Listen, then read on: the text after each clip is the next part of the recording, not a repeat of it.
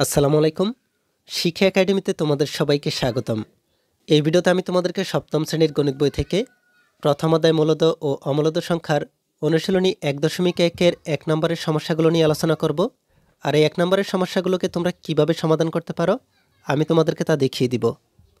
তাহলে চলো আমরা দেখে নিই তোমরা কিভাবে এই সমস্যাগুলোকে সমাধান করতে পারো। তোমাদেরকে এখানে ১ নম্বরের এই সমস্যাটিতে বলা হচ্ছে মৌলিক গুণনীয়কের সাহায্যে বর্গমূল নির্ণয় করো।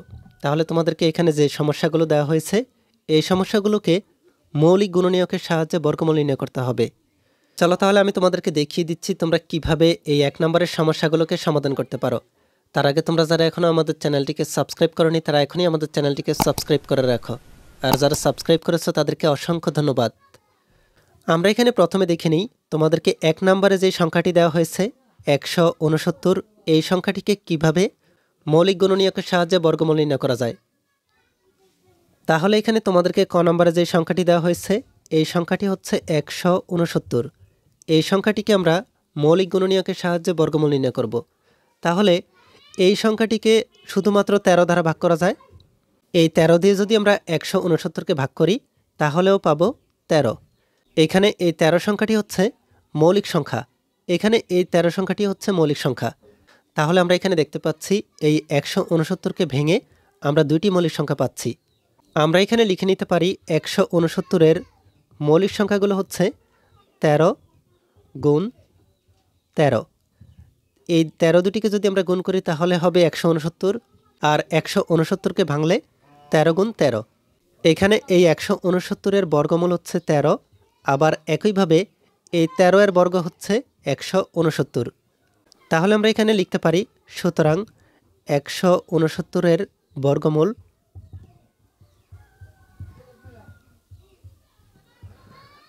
১৬৯। এখানে একটি রুট দিতে পারি, রুট বা বাংলাতে হচ্ছে বর্গমূল। ১৬৯-এর বর্গমূল হচ্ছে ১৩। আমরা এখানে ক নম্বরের সমস্যাটিকে দেখে ফেললাম। এরপরে আমরা দেখে নিই খ নম্বরে তোমাদেরকে এখানে আরও একটি সংখ্যা দেওয়া হয়েছে ৫২৯। ৫২৯ এই সংখ্যাটিকেও কিভাবে মৌলিক গুণনীয়কের সাহায্যে বর্গমূল করা যায়। তাহলে এই ৫২৯ এই সংখ্যাটিকে বর্গমূল নির্ণয় করার জন্য আমরা এখানে খ নম্বর দিয়ে ৫২৯ এই সংখ্যাটিকে আমরা ভেঙে এই সংখ্যাটির মৌলিক সংখ্যাগুলোকে বের করব। তাহলে এই ৫২৯ থেকে যদি আমরা মৌলিক সংখ্যাগুলোকে বের করতে চাই প্রথমে আমাদেরকে ৫২৯কে ভাগ করতে হবে। এই ৫২৯কে ভাগ করা যায় শুধুমাত্র ২৩ দিয়ে। ৫২৯কে যদি আমরা ২৩ দিয়ে ভাগ করি তাহলে আমরা এখানে পাবো ২৩। এই ৫২৯কে আর ভাঙা যায় না। এই ৫২৯-এর দুইটি মৌলিক সংখ্যা আমরা এখানে পেয়েছি, দুইটি ২৩। তাহলে আমরা এখানে বলতে পারি ৫২৯-এর দুইটি মৌলিক সংখ্যা হচ্ছে ২৩ গুণ ২৩। এখানে এই ৫২৯-এর বর্গমূল হচ্ছে ২৩, একইভাবে এই ২৩-এর বর্গ হচ্ছে ৫২৯। তাহলে আমরা এখানে লিখে নিতে পারি সুতরাং ৫২৯-এর বর্গমূল ৫২৯। এই ৫২৯কে বর্গমূল করলে আমরা এখানে পাচ্ছি ২৩। এরপরে আমাদেরকে এখানে গ নম্বরে আরও একটি সংখ্যা দেওয়া হয়েছে। এই গ নম্বরের সংখ্যাটি হচ্ছে ১৫২১। এই ১৫২১কে আমরা মৌলিক গুণনীয়কের সাহায্যে বর্গমূল নির্ণয় করব। তাহলে গ নম্বরের সংখ্যাটি হচ্ছে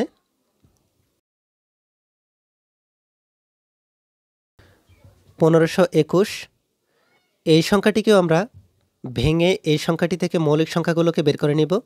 এই ১৫২১কে আমরা যদি ৩ দিয়ে ভাগ করি তাহলে এই সংখ্যাটির ভাগফল হবে ৫০৭।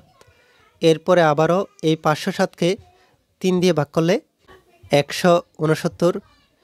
এরপরে আবার যদি আমরা এই ১৬৯কে ভাগ করি তাহলে ১৩ দিয়ে এই ১৬৯কে ভাগ করা যায়। ১৬৯কে ১৩ দিয়ে ভাগ করলে আমরা এখানে পাবো ১৩। তোমরা এখানে দেখতে পাচ্ছ আমরা এই ১৫২১কে ভেঙে ৪টি মৌলিক সংখ্যা পেয়েছি, দুইটি ৩ আর দুইটি ১৩। আমরা এখানে লিখতে পারি ১৫২১-এর মৌলিক সংখ্যাগুলো হচ্ছে দুইটি ৩ আর দুইটি ১৩। এখানে আমরা যেহেতু এই মৌলিক সংখ্যাগুলোকে জোড়ায় জোড়ায় পেয়েছি তাই আমরা এই দুইটি ৩ থেকে একটি ৩ নেব আর এই দুইটি ১৩ থেকে একটি ১৩ নিব। আমরা যদি এই জোড়াগুলো থেকে একটি একটি করে মৌলিক সংখ্যাগুলোকে নেই, তাহলে এখানে পাচ্ছি একটি 3 আর একটি 13। এই 3 দিয়ে যদি আমরা 13কে গুণ করি, তাহলে আমরা এখানে পাবো 39। এই 39-এর বর্গ হচ্ছে 1521, আবার এই 1521-এর বর্গমূল হচ্ছে 39।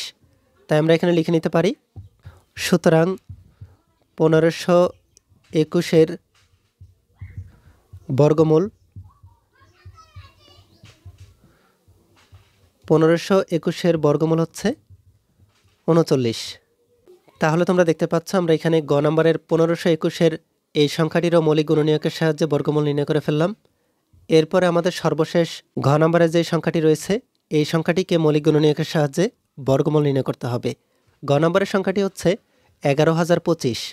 এই 11,025-কে আমরা মৌলিক গুণনীয়কের সাহায্যে বর্গমূল নির্ণয় করব।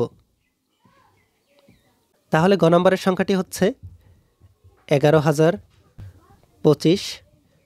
আমরা প্রথমেই এই সংখ্যাটি থেকে মৌলিক গুণনীয়কগুলোকে বের করে নিব। এই 11,025-কে আমরা 3 দিয়ে ভাগ করতে পারি। 11,025-কে আমরা 3 দিয়ে ভাগ করলে পাবো 3,675। এরপরে একইভাবে আমরা 3,675-কে 3 দিয়ে ভাগ করতে পারি। এই সংখ্যাটিকে 3 দিয়ে ভাগ করলে 1,225। এরপরে এই সংখ্যাটিকে আমরা 5 দিয়ে ভাগ করতে পারি। এই সংখ্যাটিকে যদি আমরা 5 দিয়ে ভাগ করি, তাহলে পাবো 245। এই সংখ্যাটিকে আবারও 5 দিয়ে ভাগ করা যায়।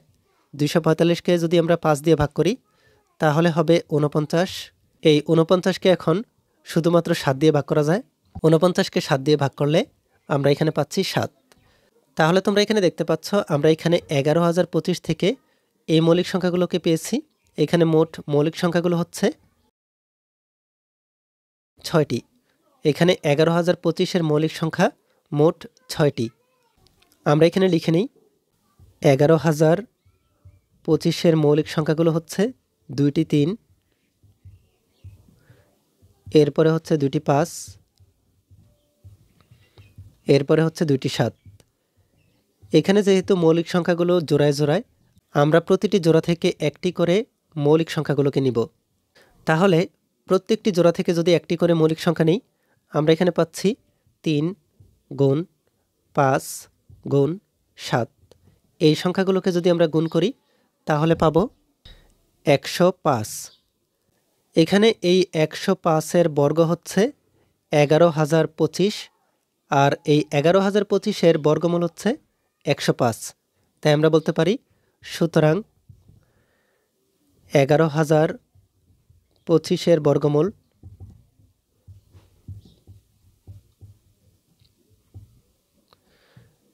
11,025-এর বর্গমূল হচ্ছে 105। তোমরা এখানে দেখতে পাচ্ছ আমরা এখানে 11,025-এরও মৌলিক গুণনীয়কের সাহায্যে বর্গমূল নির্ণয় করে ফেললাম। এই ভিডিওতে এই পর্যন্তই। পরবর্তী ভিডিওতে আমি তোমাদেরকে ধারাবাহিকভাবে এই অনুশীলনের কাজগুলোকে সমাধান করে দিব।